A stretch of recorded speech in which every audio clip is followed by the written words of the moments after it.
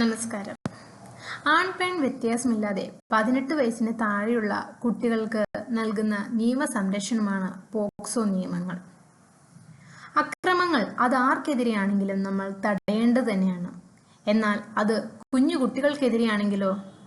നമ്മുടെ സമൂഹത്തിൽ എന്താണ് എന്ന് സംഭവിക്കുന്നത് എന്ന് അറിയാതെ നമ്മളോട് ചിരിച്ചും കളിച്ചും കൂടെ നടക്കുന്ന നമ്മുടെ കുഞ്ഞു കുട്ടികൾക്കെതിരെയാണെങ്കിലോ?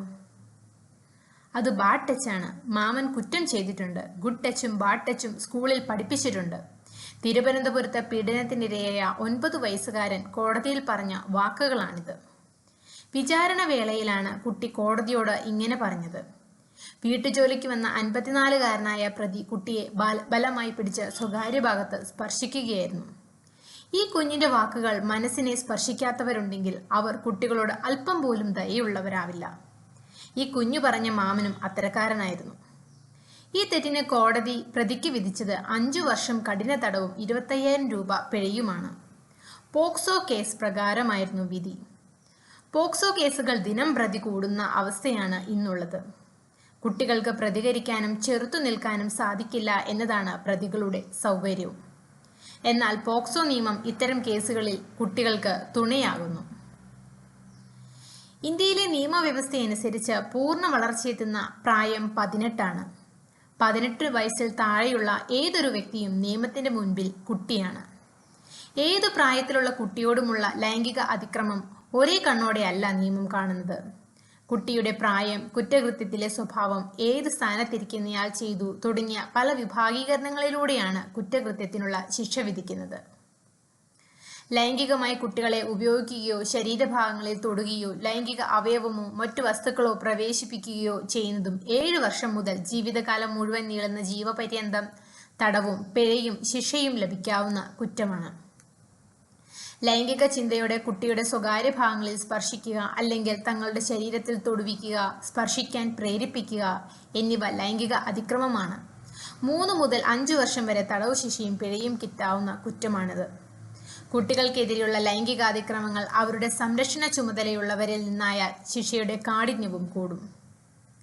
അനാഥാലയം, ചിൽഡ്രൻസ് ഹോം, പ്രൊട്ടക്ഷൻ ഹോം, ആശുപത്രികൾ തുടങ്ങിയവയുടെ നടത്തിപ്പുകാർ, പോലീസ് ഉദ്യോഗസ്ഥർ, സർക്കാർ ഉദ്യോഗസ്ഥർ, ഡോക്ടർമാർ, അധ്യാപകർ, വിദ്യാഭ്യാസ സ്ഥാപനങ്ങളിലെ ജോലിക്കാർ, ബന്ധുമിത്രാദികൾ, വിവാഹം വഴി ബന്ധമുള്ളവർ എന്നിവർ കുട്ടികളെ ലൈംഗികമായി ഉപയോഗിക്കുകയോ അവരെ ഉപദ്രവിക്കുകയോ ചെയ്താൽ ചുരുങ്ങിയത് 10 വർഷം മുതൽ ആജീവനാന്തം വരെ തടവ് ശിക്ഷ ലഭിക്കാൻ സാധ്യതയുണ്ട്. മാനസികമായി വെല്ലുവിളി നേരിടുന്ന കുട്ടികളെ ലൈംഗികമായി ഉപയോഗിക്കുന്നതും അതിന് ശ്രമിക്കുന്നതും ജീവപര്യന്തം തടവ് ശിക്ഷയും പിഴയും ലഭിക്കാവുന്ന കുറ്റമാണ്. ഭാവിയിൽ ശരീരവും മനസ്സും നുറുങ്ങുന്ന വേദനയോടെ കഴിയേണ്ടവരാണോ നമ്മുടെ കുഞ്ഞുകുട്ടികൾ? അവർക്ക് വേണ്ടിയാണ് ഈ നിയമം, പോക്സോ നിയമം. പോക്സോ നിയമത്തെക്കുറിച്ച് നമ്മുടെ സംശയങ്ങൾ ദൂരീകരിക്കുന്നതിനും നമുക്ക് അവയെക്കുറിച്ച് കൂടുതൽ പറഞ്ഞു തരുന്നതിനും ഇന്ന് നമ്മളോട് കൂടിയുള്ളത് മൂവാറ്റുപുഴ അഡീഷണൽ ഡിസ്ട്രിക്ട് കോർട്ടിലെ സീനിയർ അഡ്വക്കേറ്റായ അഞ്ജുഷ അജയനാണ്. നമുക്ക് മേഡത്തിനോട് കൂടുതൽ കാര്യങ്ങൾ ചോദിച്ചറിയാം. നമസ്കാരം. എന്താണ് പോക്സോ നിയമം കൊണ്ട് അർത്ഥമാക്കുന്നത്? പോക്സോ ആക്ട് എന്ന് പറഞ്ഞാൽ അതിന്റെ ഫുൾ ഫോം എന്ന് പറഞ്ഞാൽ protection of children from sexual offences ആണ്. അത് കുട്ടികൾക്കെതിരെയുള്ള ലൈംഗിക കുറ്റകൃത്യങ്ങൾ അതിനെ തടയാൻ വേണ്ടിയിട്ട് സ്പെഷ്യലായിട്ട് 2012 കൊണ്ടുവന്നതാണ്.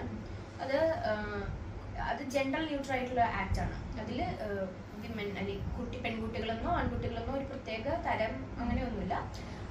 കുട്ടികൾക്കെതിരെ 18 വയസ്സിന് താഴെയുള്ള കുട്ടികൾക്കെതിരെ എന്ത് സെക്ഷുവലി റിലേറ്റഡ് ആയിട്ടുള്ള ഒഫൻസസ് നടന്നാലും അത് കുറ്റകൃത്യമായിട്ട് കണ്ട് കൂടുതൽ സ്ട്രിക്റ്റ് ആയിട്ടുള്ള പണിഷ്മെന്റും അതുപോലെ കൂടുതൽ പെട്ടെന്ന് കേസുകൾ കംപ്ലീറ്റ് ചെയ്യണം എന്നുള്ള രീതിയിൽ സ്പെഷ്യൽ ആയിട്ട് കൊണ്ടുവന്നിരിക്കുന്ന ഒരു ആക്ട് ആണ് പോക്സോ ആക്ട്.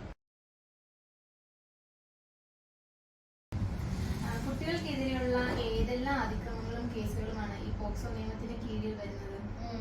ഇതിൽ ആക്ച്വലി കവർ ചെയ്യുന്നത് 18 ഇയേഴ്സിൽ താഴെയുള്ള കുട്ടികളെയാണ്. അപ്പോൾ കുട്ടികൾക്കെതിരെയുള്ള സെക്ഷുവലി റിലേറ്റഡ് ആയിട്ടുള്ള സെക്ഷുവൽ അസോൾട്ട് പോലെയുള്ള ഏതെങ്കിലും തരത്തിലുള്ള കേസുകൾ വന്നാലാണ്, അതിലെ ഒഫൻസസ് നടത്തിയാലാണ് അത് പോക്സോയുടെ അടിയിൽ വരുന്നത്. ഇപ്പോൾ ഒരു കുട്ടിയെ നോർമലായിട്ട് നമ്മൾ അടിച്ചു അല്ലെങ്കിൽ നോർമലായിട്ട് ഉപദ്രവിച്ചു അങ്ങനത്തെ ഒരു കേസുകളിൽ പോക്സ് വരില്ല. അതിൽ സെക്ഷൽ അവരുടെ പ്രൈവറ്റ് പാർട്സിൽ അവരുടെ കൺസെന്റ് ഇല്ലാണ്ട് ടച്ച് ചെയ്യുക അല്ലെങ്കിൽ അവരെ സെക്ഷൽ രീതിയിൽ ഉപദ്രവിക്കുക, ഈ കേസസ് ആണ് പോക്സോയുടെ അടിയിൽ വരുന്നത്. കുട്ടികൾക്കെതിരെ വിദ്യാലയങ്ങളിൽ എന്തെങ്കിലും അതിക്രമങ്ങൾ നടന്നിട്ടുണ്ടെങ്കിൽ നമ്മൾ പ്രാഥമികമായും ചെയ്യേണ്ട നടപടികൾ എന്തെല്ലാമാണ്? യൂഷ്വലി കുട്ടികൾക്ക് എതിരെയുള്ള നടപടി ഇതുപോലെ ഒഫൻസസ് വരികയാണെങ്കിൽ ആദ്യം കൗൺസിലിംഗ് നടത്തുമ്പോൾ കൗൺസിലറിനാണ് അത് അറിയാൻ പറ്റുക എന്നുണ്ടെങ്കിൽ കൗൺസിലർ അത് പ്രധാന അധ്യാപകൻ അല്ലെങ്കിൽ അധ്യാപക അവരെ അറിയിക്കാം.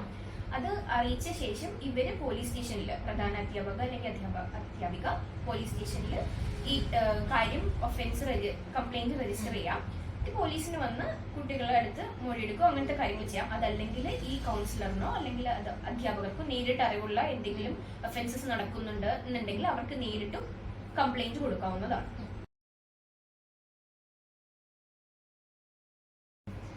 അതിക്രമത്തിനിരയായ പെൺകുട്ടിയിൽ നിന്ന് അല്ലെങ്കിൽ ആൺകുട്ടിയിൽ നിന്ന് എപ്രകാരമാണ് മൊഴിയെടുക്കേണ്ടത്? കുട്ടികളുടെ ഒരു പോലീസ് സ്റ്റേഷന്റെ അന്തരീക്ഷത്തിൽ ശരിക്കും മൊഴിയെടുക്കാൻ പാടില്ല എന്നുള്ള രീതിയാണ് ഒരു പ്രത്യേക സ്പെസിഫിക് നോംസ് ആക്ടിൽ തന്നെ മെൻഷൻ ചെയ്തിട്ടുണ്ട്. ഇത് എങ്ങനെയാണെന്ന് വെച്ചാൽ പോലീസ് യൂണിഫോം ഇട്ട് കുട്ടികളുടെ അടുത്ത് പോയി അവർക്ക് ആ ഒരു അന്തരീക്ഷം ക്രിയേറ്റ് ചെയ്യുമ്പോൾ അതിന്റെ സ്ട്രെസ്സും ഇഷ്യൂസും വരുന്നത് കൊണ്ടാകാം. പിന്നെ അല്ലെങ്കിൽ പെൺകുട്ടിയാണ് ഈ അസോൾട്ടിന് ഇതായതെങ്കിൽ ആ കുട്ടിയെ സബ് ഇൻസ്പെക്ടർ റാങ്കിൽ താഴെയുള്ള ആരും ചെയ്യാൻ പാടില്ല. ഈക്വൽ ആയിട്ടുള്ള റാങ്കിലുള്ള ഒരു ലേഡി പോലീസ് ഓഫീസർ ആണ് മൊഴിയെടുക്കേണ്ടത്. അതും കുട്ടിയുടെ അച്ഛന്റെ അമ്മയുടെ അല്ലെങ്കിൽ പേരൻസിന്റെ ആരുടെയെങ്കിലും സാന്നിധ്യത്തിൽ വെച്ചിട്ടാണ് മൊഴിയെടുക്കുന്നത്. അതും വീട്ടിൽ വെച്ചിട്ടോ അല്ലെങ്കിൽ അങ്ങനെ പ്രത്യേക പോലീസ് റിലേറ്റഡ് ആയിട്ടുള്ള അന്തരീക്ഷത്തിലല്ലാത്ത നോർമൽ. അക്രമത്തിനിരയായ കുട്ടിയെ നമ്മൾ എപ്രകാരമാണ് കോടതി വിചാരണ ചെയ്യുന്നത്? ഈ കുട്ടികൾക്ക് യൂഷ്വലി ഒരു ഫ്രണ്ട്ലി അറ്റ്മോസ്ഫിയർ ക്രിയേറ്റ് ചെയ്യാനായിട്ട് അവിടെ ട്രൈ ചെയ്യുന്നുണ്ട്. അപ്പോൾ എല്ലാ ജില്ലയിലും ഓരോ സ്പെഷ്യൽ പോക്സോ കോർട്സ് ഉണ്ടാവും. അപ്പോൾ അങ്ങനെ ആ കോർട്ടിൽ ഈ കേസസ് മാത്രമാണ് നടക്കുന്നത്. അപ്പോൾ കുട്ടികൾക്ക് എല്ലാവർക്കും അവരുടെ അടുത്ത് വളരെ ഫ്രണ്ട്ലി ആയിട്ട് കാര്യങ്ങൾ ചോദിക്കാനും അല്ലെങ്കിൽ വളരെ സൗമ്യമായ രീതിയിൽ കാര്യങ്ങൾ ചോദിച്ചറിയാനും എല്ലാവരും ശ്രമിക്കും. അതുകൊണ്ട് അവർക്കത് ഇഷ്യൂ ആവാൻ സാധ്യതയില്ല. ഏതൊക്കെ തരത്തിലുള്ള ശിക്ഷാ നടപടികളാണ് കുട്ടികൾക്കെതിരെ നിലവിലുള്ളത്? അത് ഓരോ ഒഫൻസിന്റെ കാഠിന്യവും അതിന്റെ രീതിയും അനുസരിച്ച് ഓരോരോ സെക്ഷൻസ് ആണ് പ്രൊവൈഡ് ചെയ്തിരിക്കുന്നത് വേറെ ആക്ടില്. ഇപ്പോൾ യൂഷ്വലി സെക്ഷൻ 5 ആണ് കുറച്ച് അഗ്രവേറ്റഡ് ആയിട്ടുള്ള ഒഫൻസസിന് നമ്മൾ കൊടുക്കുന്നത്. ഇപ്പോൾ പെനിട്രേറ്റീവ് സെക്ഷൽ ഒഫൻസ് ആണ് കമ്മിറ്റ് ചെയ്തിരിക്കുന്നതെങ്കിൽ സെക്ഷൻ 6 ബേസ് ചെയ്ത് മാക്സിമം പണിഷ്മെന്റ് അതിൻ്റെ അകത്ത് മിനിമം 10 years ആണ്, മാക്സിമം ലൈഫ് ഇംപ്രിസൺമെന്റ് വരെയോ അങ്ങനെ ഓരോ ഒഫൻസ് എന്താണോ അതിനനുസരിച്ചുള്ള പണിഷ്മെന്റ്സും അതിൻ്റെ അകത്ത് പ്രൊവൈഡ് ചെയ്യും. പോക്സോ കേസുകൾ തീർപ്പാക്കാൻ കോടതി നിഷ്കർഷിക്കുന്ന കാലയളവ് എത്രമാത്രമാണ്? അത് ആസ് ഏർലി ആസ് പോസിബിൾ എന്നുള്ളൊരു നയമാണ് അവർ കൊണ്ടുവന്നിരിക്കുന്നത്. കേസ് രജിസ്റ്റർ ചെയ്ത ടൈമിനുള്ളിൽ 6 monthsനകം അത് കംപ്ലീറ്റ് ചെയ്യാമെന്നുള്ളൊരു നോമാണ് ഇപ്പൊ വെച്ചിരിക്കുന്നത്. അതായത് എത്രയും പെട്ടെന്ന് ഡിസ്പോസൽ നടത്താം എന്നുള്ളതാണ് അതിന്റെ. പോക്സോ കേസിൽ തെറ്റായ മൊഴി നൽകിയ കുട്ടിയെ ശിക്ഷിക്കാൻ നിയമമുണ്ടോ? സാധാരണഗതിയിൽ അങ്ങനെ തെറ്റായ മൊഴി നൽകുന്ന കുട്ടികളെ ശിക്ഷിക്കാൻ പോക്സോയുടെ അടിയിൽ പ്രത്യേക നിയമമില്ല. അവരെ അങ്ങനെ ശിക്ഷിക്കാൻ പാടില്ല എന്നാണ് പറയുന്നത്. പോക്സോ കേസിലെ പ്രതി മൈനർ ആണെങ്കിൽ കേസ് കൈകാര്യം ചെയ്യുന്നത് അക്യൂസ്ഡ് മൈനറാണ്, പ്രതി മൈനറാണെന്നുണ്ടെങ്കിൽ 18 വയസ്സിന് താഴെയാണ് മൈനേഴ്സ് എന്നുള്ള രീതിയിൽ കാണുന്നത്. അവരെ ഇപ്പോൾ ജുവനൈൽ ജസ്റ്റിസ് ആക്ടിന്റെ അടിയിലായിരിക്കും പ്രോസിക്യൂട്ട് ചെയ്യുക. ജുവനൈൽ ഹോമിലേക്ക് വിടുവോ അങ്ങനെ എന്തെങ്കിലും ആയിരിക്കും ചെയ്യുന്നത്. പോക്സോ കേസിന്റെ ഹിയറിംഗ് സമയത്ത് ട്രാൻസ്ലേറ്ററുടെ സഹായം ആവശ്യമായി വരാറുണ്ടോ?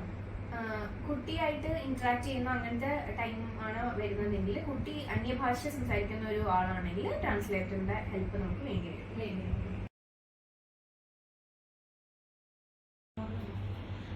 പോക്സോ കേസിൽ അകപ്പെട്ട ഏരിയയുടെ ശാരീരികവും മാനസികവും സാമ്പത്തികവുമായ പുനരധിവാസത്തിന് ഗവൺമെന്റ് എന്തെങ്കിലും കർമ്മ പദ്ധതികൾ നിഷ്കർഷിക്കുന്നുണ്ടോ?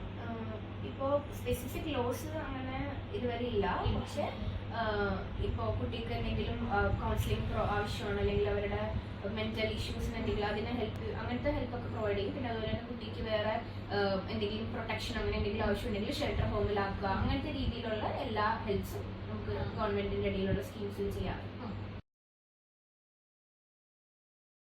ഒരു അഭിഭാഷക എന്ന നിലയിൽ പോക്സോ കേസിൽ താങ്കൾ നേരിട്ടിട്ടുള്ള ചലഞ്ചസ് എന്തെല്ലാം? കേസ് എവിഡൻസ് എടുക്കുന്ന ടൈമിൽ നമുക്ക് ക്രോസ് എന്ന് പറഞ്ഞൊരു ഭയങ്കര ഇമ്പോർട്ടൻ്റ് ആയിട്ടുള്ള കാര്യമാണ്. അപ്പോൾ നമുക്ക് കുട്ടികളുടെ അടുത്ത് ലിമിറ്റഡ് ആയിട്ടുള്ള ക്വസ്റ്റ്യൻസ് ആണ് നമുക്ക് ചോദിക്കാനായിട്ട് പറ്റുള്ളൂ. അപ്പോൾ അതുകൊണ്ട് അത് എവിഡൻസിനെ ബാധിക്കുന്ന ഒരു കാര്യമാണ്. അതുകൂടാതെ തന്നെ നമുക്ക് മെഡിക്കൽ എവിഡൻസസ് അങ്ങനത്തെ അതെന്തെങ്കിലും ഫോൾസ് ആയിട്ടുള്ള മെഡിക്കൽ എവിഡൻസസ് ഉണ്ടെന്ന്, മെഡിക്കൽ എവിഡൻസസ് വളരെ ഇമ്പോർട്ടൻ്റ് ആയിട്ടുള്ള ഒരു ഘടകമാണ് ഒരു കേസിൽ, പോക്സോ കേസിൽ. അപ്പോൾ അങ്ങനത്തെ എന്തെങ്കിലും ഫോൾസ് ആയിട്ടുള്ള മെഡിക്കൽ എവിഡൻസ് ആണെങ്കിൽ അത് നമുക്ക് എതിരായിട്ട് വരുന്ന കുറേ ഇഷ്യൂസ് ഉണ്ടാവും. പിന്നെ അതുപോലെ തന്നെ കുട്ടികളുടെ ഫോൾസ് ആയിട്ടുള്ള കംപ്ലയിൻസ് അങ്ങനത്തെ കാര്യങ്ങളും കൂടുതലാണ് ഈ ഒരു കേസിൽ. കാരണം കൺവിക്ഷൻ കൂടുതലാണ് പോക്സോയിൽ. അപ്പോൾ അത് പക്ഷേ എങ്കിലും കുട്ടികൾക്കും അതുപോലെ തന്നെ ഇങ്ങനെ ഇഷ്യൂസ് സെക്ഷൽ ആയിട്ടുള്ള അസോൾട്ട് ഫേസ് ചെയ്യുന്നവർക്കും ഒരു ബെറ്റർ ഹെൽപ്പ് എന്നുള്ള രീതിയിൽ പോക്സോ ഇപ്പോൾ അത് വളരെ നല്ല രീതിയിൽ ഇംപ്ലിമെന്റ് ചെയ്ത് പോകുന്നുണ്ട്. പോക്സോ നിയമത്തെ കുറിച്ച് ഞങ്ങൾക്ക് ഇത്രയും നേരം സമയം ചെലവഴിച്ച കാര്യത്തിന് ഒരുപാട് നന്ദി.